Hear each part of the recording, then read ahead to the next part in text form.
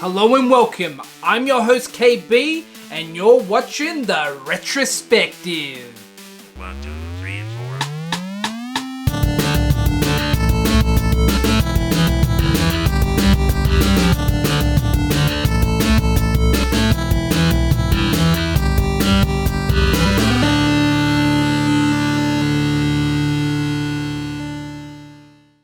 Movies and TV series that star animals have been popular for over 100 years at this point, with characters like Rin Tin Tin appearing on film as far back as 1922. As we move through each subsequent decade, we would see countless animal icons born, from Lassie to Flipper to Skippy, and we have seen any number of animals turned into stars on both the big and small screen. And while this trend still continues, it feels like the 90s is where these movies really hit their peak in popularity. With a ton of these type of films being produced, we got pigs, whales, seals, parrots, orangutans, and of course, plenty of dogs. One of the most iconic in the dog genre, if you can call it that, would go on to be Beethoven, who starred in the 1992 live-action film from Universal Pictures, which was directed by Brian Levant. The film was a massive hit at the box office, and the franchise to date has released 7 sequels, the latest of which being Beethoven's Treasure Tale, which was released in 2014. The sequels are all of varying quality and mostly not good, with the bulk of them having smaller budgets and going direct to home video. With that being said, it's proven that there is still a market and an audience wanting to see that lovable Saint Bernard known as Beethoven.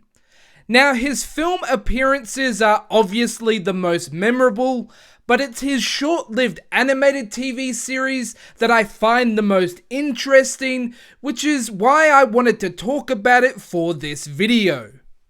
The series was produced by Ivan Reitman's Northern Lights Entertainment in conjunction with Universal Animation Studios and first aired on CBS in 1994. While the series does take a lot of elements from the movies, it does just enough to differentiate itself from the film franchise.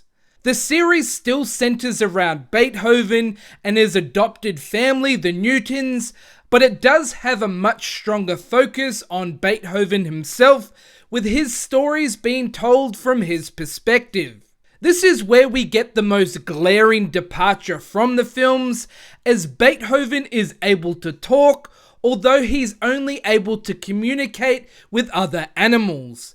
Is it any good? Honey roasted. All I ever get is wilted carrots and soggy celery chips. This adds an interesting new element to the character of Beethoven, as we get to see how his potentially destructive antics can actually come from a place of caring as he tries to help the Newtons, or sometimes from a place of pure innocence as he struggles to understand the customs or etiquettes of his human family. And Alice thought I was going to be lonely. Oh yeah, I'm really going to be lonely. George is going to be lonely. I heard him say it himself. First he said he was going to sleep all day. What's wrong with that? That's what I do every chance I get. Yeah, but not humans. When they sleep all day, they're either sick or lonely, that's it. Why should you care if he's lonely or wacko? Because he's my master, Sparky.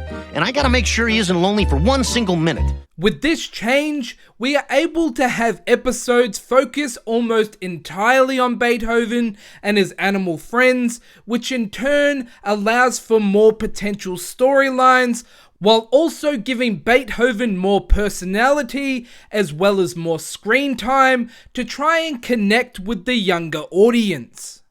Production-wise, I am a fan of the show's art style, as we get some nice bright colours and some decent character designs. Okay, you want to play ball? Here, play ball. There, that'll show him. Oh. And while the theme song's not the greatest, it is pretty catchy.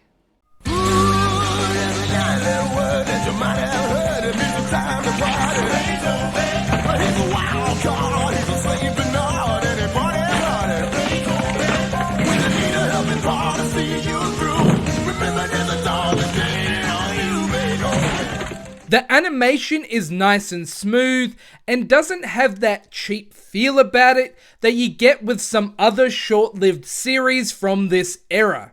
I really enjoy Joel Murray's work in the role of Beethoven, and we get a ton of great supporting actors with the likes of Bill Fagerbakke and Kath Soucie, which again adds to the quality feel of the show.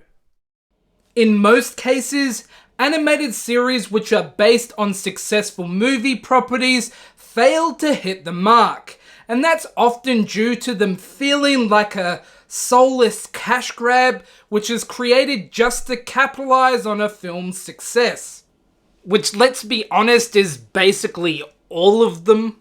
In the case of the Beethoven animated series, I feel the show actually had some heart to it.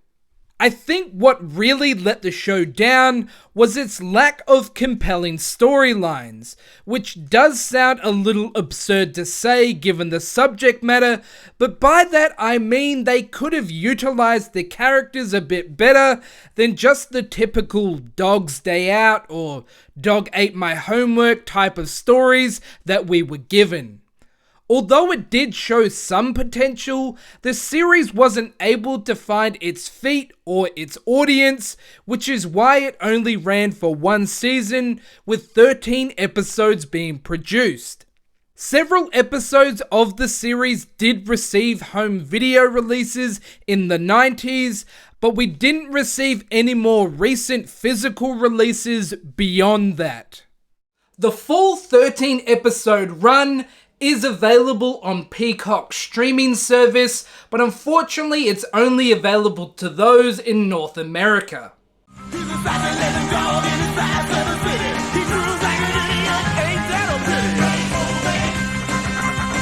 Beethoven!